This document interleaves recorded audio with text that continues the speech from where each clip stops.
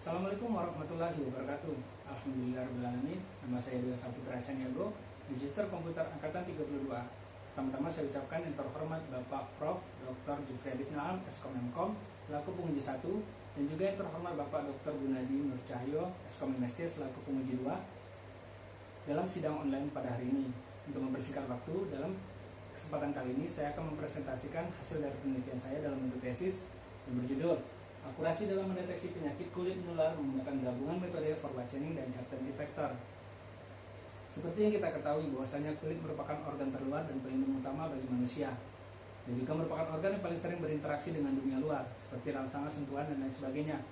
Tapi interaksi tersebut tidak selalu aman. Terdapat interaksi terhadap virus, jamur, dan bakteri yang menyebabkan suatu kondisi penyakit terhadap kulit, dan banyak diantaranya menyebabkan penyakit kulit menular.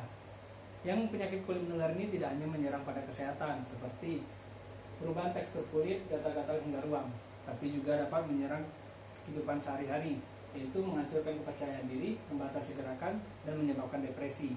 Sebenarnya penyakit kulit menular itu lumrah terjadi, tapi apabila tidak ditangani dengan tepat maka akan berdampak sangat serius. Untuk itu saya melakukan suatu penelitian terhadap penyakit kulit menular untuk mendiagnosa secara dini. Perumusan masalah yang saya tentukan dalam penelitian ini yaitu bagaimana perancangan sistem pakar dapat mendeteksi penyakit kulit menular yang berbasiskan website, di mana studi kasusnya yaitu Rumah Sakit Umum Daerah Curug Bengkulu, serta bagaimana aplikasi sistem pakar dengan metode forward chaining dan certainty factor tersebut dapat membantu mendeteksi dini penderita dari penyakit kulit menular dalam memberikan solusi dan pengobatan yang tepat. Adapun batasan masalah yang saya tentukan dalam penelitian saya yaitu metode penelusuran yang saya gunakan itu forward chaining dan certainty factor, serta data penyakit dan data pengujian saya gunakan itu dari rekam medis dari 8 jenis penyakit kulit menular yang paling sering terdiagnosis di rumah sakit tersebut. Dan tujuan dari penelitian ini adalah merancang aplikasi sistem pakar pendeteksi penyakit kulit menular yang berbasiskan website, dan juga menerapkan dan menguji metode gabungan forward chaining dan certainty factor tersebut dalam memberikan diagnosis penyakit kulit serta pencegahan dan pengobatannya. Selanjutnya, manfaat dari penelitian yang saya lakukan yaitu dari bidang medis sebagai bahan pertimbangan dalam pengambilan keputusan, di mana untuk mendeteksi jenis penyakit kulit yang diderita dari pasien. Selanjutnya, dari masyarakat umum dapat memberikan informasi berkaitan dengan diagnosis awal dari penyakit kulit menular, sehingga memudahkan dalam melakukan tindak lanjut penanganan atau dalam penyakit kulit menular yang dideritanya tadi. Kita masuk dalam teknologi yang saya gunakan yaitu sistem pakar. Seperti yang kita ketahui bahwanya sistem pakar adalah suatu cabang ilmu dari artificial intelligence atau kecerdasan buatan yang bertujuan untuk memudahkan pengguna dalam menentukan solusi dari permasalahan yang ada. Ini dari mekanisme dari sistem pakar yaitu kita membutuhkan seorang pakar atau beberapa pakar, di mana kita mengambil pola pikir dan pengetahuannya tentang penyakit tertentu.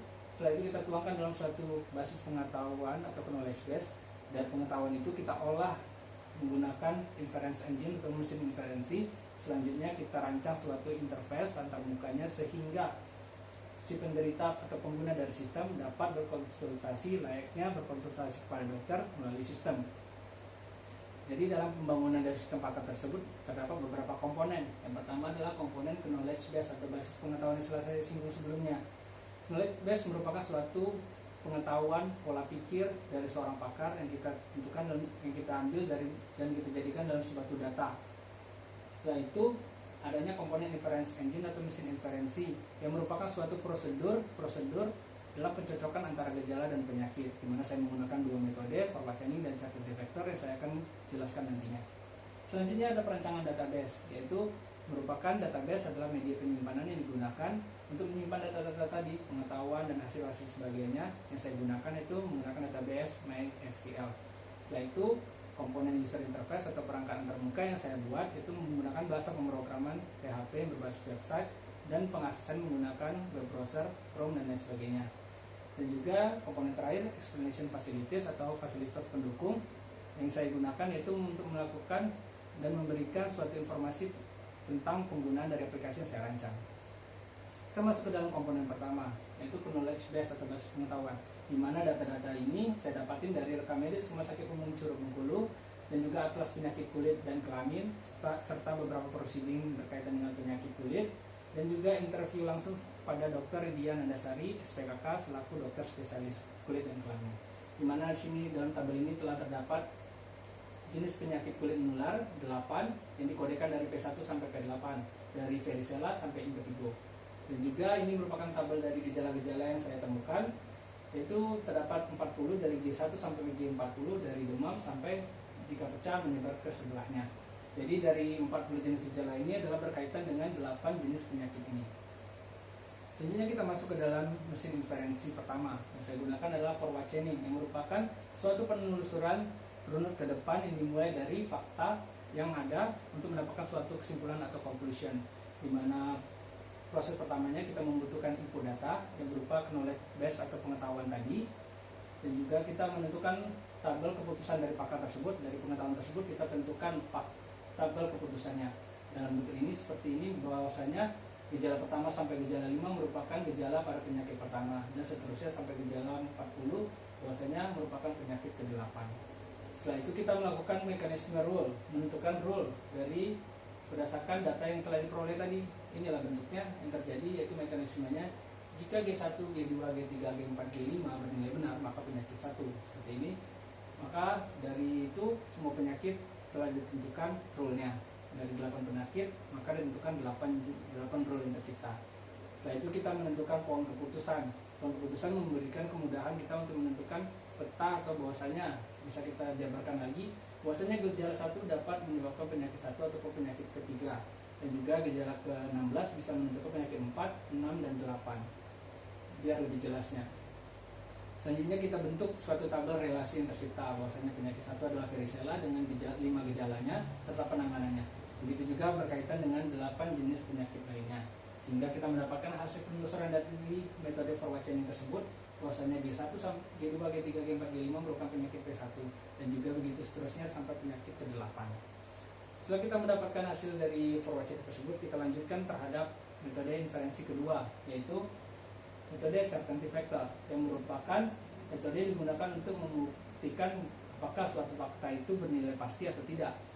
Jadi kita mulai dari rule, dari forward chaining yang telah didapatkan tersebut. Terus kita menentukan nilai certainty factor yang disepakati terlebih dahulu antara peneliti dan juga pakar dokternya, itu dengan menggunakan rank ini. Bahwasanya untuk menentukan itu kita menggali rule-nya tersebut harus menggunakan nilai kombinasi tadi. Ini nilai kombinasi atau rumus-rumus yang saya gunakan dalam metode certainty factor, yaitu untuk menentukan user belief dan user disbelief ini kita menentukan nilai kombinasinya tersebut. Jika gejala pertama ditambah gejala kedua dikali dengan 1 kurang gejala pertama. Dan juga untuk menentukan nilai kepastiannya itu user belief dikurang user disbelief, atau nilai kepercayaan dikurang nilai tidak kepercayaan. Selanjutnya kita melakukan nilai kombinasi dan mendapatkan nilai kepastiannya. Seperti ini adalah nilai-nilai yang telah ditetapkan yang diberikan oleh pakar tentang user belief dan user disbelief, atau nilai kepastian dan nilai tidak kepastian dalam setiap gejala-gejala setiap penyakitnya. Ini untuk penyakit varicella, penyakit scabies, dan sampai ke penyakit ke-8 adalah impetigo. Selanjutnya ini merupakan perhitungan manual yang saya gunakan, yaitu tadi saya sebutkan bahwasanya saya menggunakan rumus kombinasi. Kita pisahkan dulu antara nilai kepercayaan dan nilai tidak kepercayaan, user belief dan user disbeliefnya, untuk kita lakukan perhitungan dari G1, G2, G3, G4, G5 jika benar. Dan juga didapati hasilnya ini G1, G2, G3, G4, G5, dan mendapatkan hasil terakhir dari user beliefnya adalah 1. Sedangkan user disbeliefnya G1, G2, G3, G4, G5, dan hasil akhirnya adalah 0,23. Dan kita dapat menentukan nilai kepastiannya dengan mengurangi nilai kepastian dengan nilai tidak pastian. 1 dikurang 0,23968, maka didapatin kepercayaan 76,03% untuk penyakit varicella dengan rule ini yang tercipta. Untuk lebih jelasnya lagi, setelah itu kita masukin ini hasil-hasil dari semua perhitungan manual yang saya kerjakan. Ini merupakan berada pada bab 4. Bila kurang jelas di sini, terdapat perhitungan manual saya lakukan pada bab 4. Selanjutnya, ini merupakan user interface yang saya bangun, yaitu ini tampilan awal, ini merupakan tampilan dari kita konsultasi, ini merupakan hasil dari konsultasi. Apabila kurang jelas dalam slide saya juga telah menyematkan suatu video demo aplikasi saya, nanti saya akan taruh linknya juga sekalian. Dan ini merupakan data implementasi metode dalam sistem, di mana saya lakukan perbandingan antara data real dengan data sistem. Terdapat 20 data uji, di mana ini adalah nomor rekam medis pasien, dan ini merupakan diagnosis dari data realnya, dari rekam medisnya, ini gejala yang terbentuk, dan ini rule yang tercipta dari sistem, merupakan nilai set defektor yang tercipta, dan juga diagnosisnya, di mana dari 20 data uji tersebut semuanya sama dengan diagnosis data realnya. Apabila ini kurang jelas, maka dapat dilihat pada bab 5, telah saya sematkan juga di sana tabelnya. Walaupun nilai certainty factor yang paling rendah adalah 46% terhadap user ke-10, tapi tetap diagnosisnya adalah sama. Selanjutnya ini adalah tampilan dari program aplikasinya, bahwasanya ini adalah tampilan data ujinya, sama semua. Dan alhamdulillah ini merupakan hasil dari kesimpulan dari penelitian yang saya dapati, yaitu dengan bantuan metode forward chaining dan certainty factor, maka dapat digunakan untuk mendeteksi penyakit kulit menular berdasarkan website, sehingga sistem mampu memberikan hasil diagnosis kulit menular sama dengan berkonsultasi terhadap dokter spesialis kulit dan kelamin. Dan juga aplikasi sistem pakar mendeteksi penyakit kulit menular tersebut memberikan hasil diagnosis penyakit dalam bentuk persentase, nilai keyakinan pada penyakit terjangkit dengan solusi dan serta penanganan, sehingga pasien mengetahui langkah yang tepat dalam pengobatannya.